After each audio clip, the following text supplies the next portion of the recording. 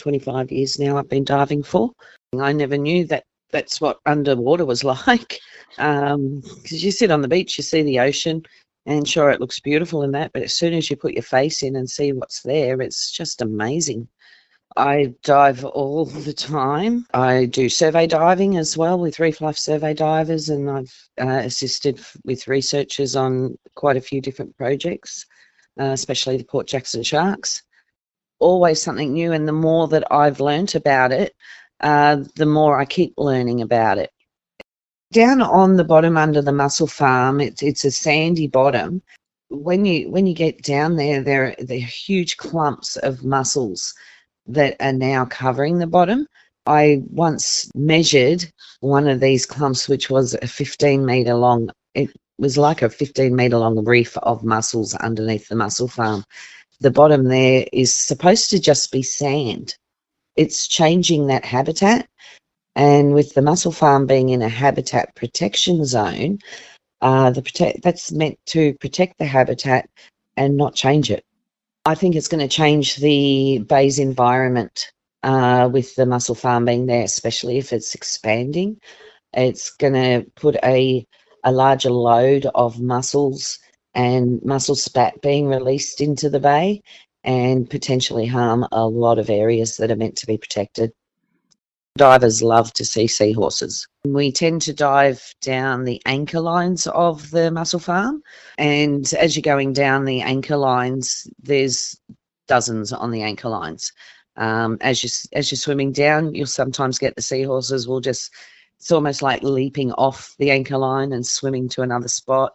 They hide in amongst the growth. They're very well camouflaged. To have that many there, and like maybe when they're cleaning the mussel farm or harvesting the mussels, it kind of worries me what's going to happen to the seahorses that are on there at the moment. They're actually a protected species, not just in the park but everywhere.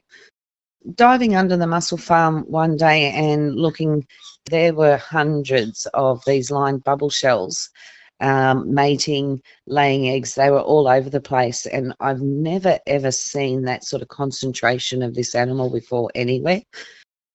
In looking for baby Port Jackson sharks for this documentary, I wasn't finding them in these normal areas, and just thinking really hard, well, where else could we find them?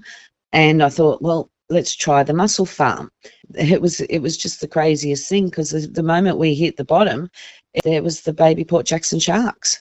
And it concerns me that they're being relocated now from their normal sites, and that worries me about the impact of the sites where they used to be and what effect that might have on those sites.